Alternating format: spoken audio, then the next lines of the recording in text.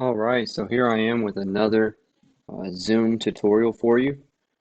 Just as we're all quarantined, there's different things going on, and I'm putting together tutorials for some colleagues and for some people at the church and different things. Anyway, there's a lot of live streaming going on. So as I figure stuff out and I'm trying to help others, I figure if I'm making tutorial videos anyways, might as well put them on the internet for people to see. So make sure you like and comment. Make sure you subscribe. Make sure you ring that bell.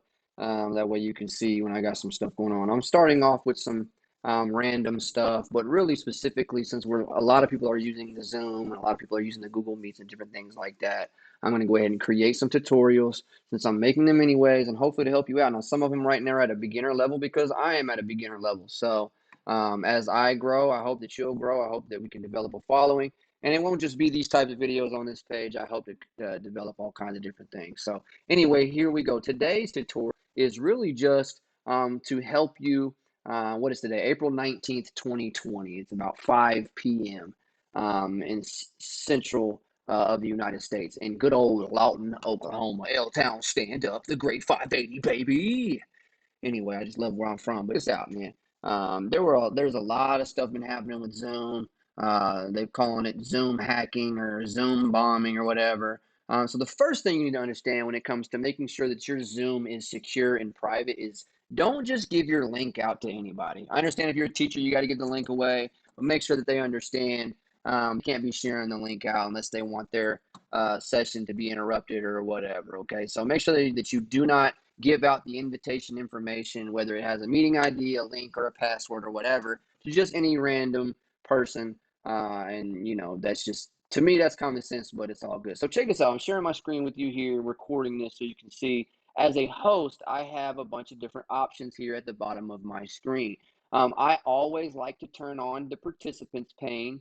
That way you can see who is in your room, who's trying to get in your room, and all those things. I also like to have the chat option open as well. Now, you can make it as secure as you want, but it kind of just depends on how controlling you want to be. Like, for instance, if you're just a participant, you won't have these options anyways. But if you're hosting, especially as a teacher, the best thing to do is try to have as much control as possible. That way, you don't have somebody random just breaking into your room and sharing pornographic images and saying racial slurs and all that. So, the way that you can keep this from happening is, first of all, go to your security tab here, which is a newer feature.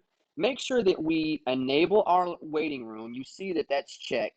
You see that lock meeting. We're not going to lock it right now. There's nobody here. But once you have everybody there or a certain amount of time has passed and you realize no one else is coming in, lock the meeting and no one can get in at all. Another thing you want to do is let's not allow participants to share their screen.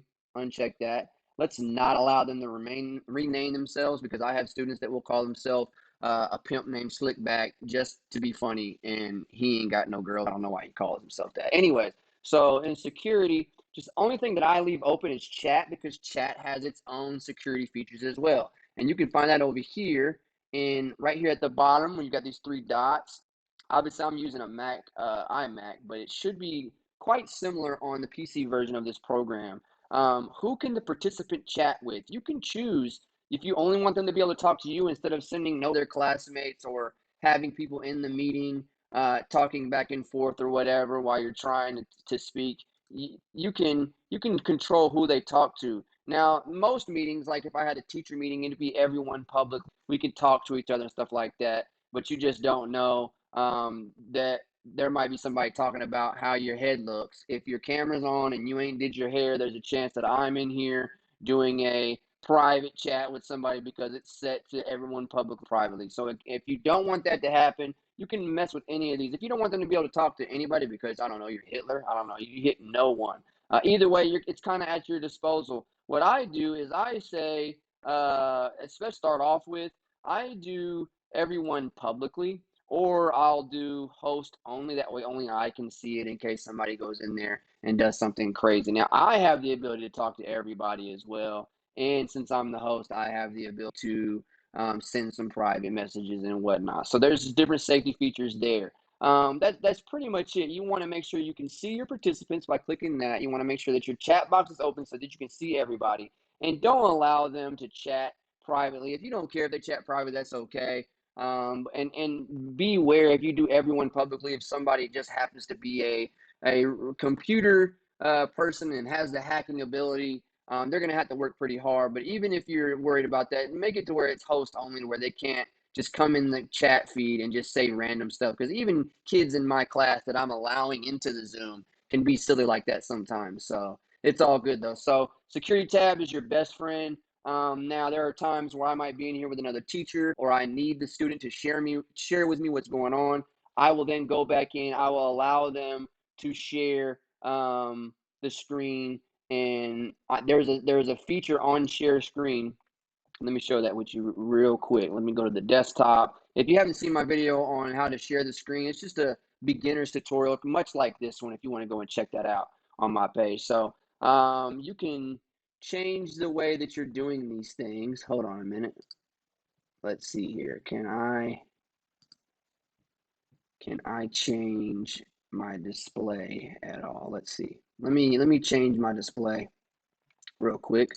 I'm doing all this in OBS, so hold on, wait, I don't want to do that. There we go. Okay, give me a second, display that, blah, blah, blah. So let's say that, can you see that at the top of my screen there?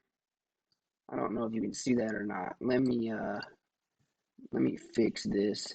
Don't mind this part of the tutorial. So you see right here at the top of the screen where it says stop share. While you're sharing, the host can even come in here and decide who can share all at the same time and different things like that. So you can share the computer sound and all that. So look, you go back and watch that other video as far as sharing goes, so that you know how to manipulate the sharing stuff and all that. So let me go back into this display real quick. Bang, bang. Okay, so we're there. Let me stop sharing. And you can see here, let me go here. Bang, bang. So right here, this is what I was looking for. One participant can share at a time. My bad, sorry about this. Is what I really was looking for. So I really just shared my screen, showed you what is at the top of that window pane when you're in the shared screen option. But let's say that you do have security turned on to allow participants to share their screen. Make sure that you have one participant can share at a time. They will have to close their share before someone else can get on. That way, since you're at a susceptible moment here for somebody to share something silly that you have not allowed on the screen, they have to wait for you to allow them, or for the other person to get off of their share screen. So it's a little bit tedious, but if you want to keep it as private as possible, what you can do. And another thing you need to make sure that you do is when you are making your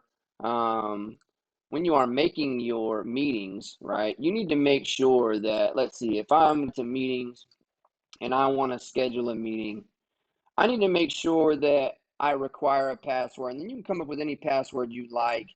You can have the same standard meeting ID, or you can generate automatically. What I do is I generate automatically. I can give it a title. I give it a time or whatever, and make sure that when you're in here that you have all of this checked: the host video on, participants on, telephone and computer audio. You obviously have the opportunity to decide where you want to share it in your calendar. But for safety reasons, make sure that you're not only naming it and scheduling it, but you're also letting it generate an automatic meeting ID. That way it's different every time you use it. And you make sure you have a password. Now you can do this to be a recurring meeting. That way, if you're doing like I have an Algebra 2 class, and I change the meeting ID just once a week. That way, every day that they get in, they can look and go to the same meeting ID, and they can use the same password for that week. But every week, I change it just in case. I'm a little bit of a stickler when it comes to privacy, because I want to make sure that we're taking care of our people, our kids, and I have Celebrate Recovery as well. I want to make sure that when we're in our meetings, that they are not being susceptible subject to harassment or whatever. So anyway, I did a lot of talking. Hopefully that was helpful for you. Hopefully that you saw some. So the bottom line is, use your security tab to the best of your ability, especially when you're just getting started with your meeting. Turn that share screen off. Don't allow participants to really do a whole lot. And then as you need them to be able to perform, you can change their settings and do all of that. So that's it. Make sure you like, make sure you comment, make sure you subscribe, and hit that bell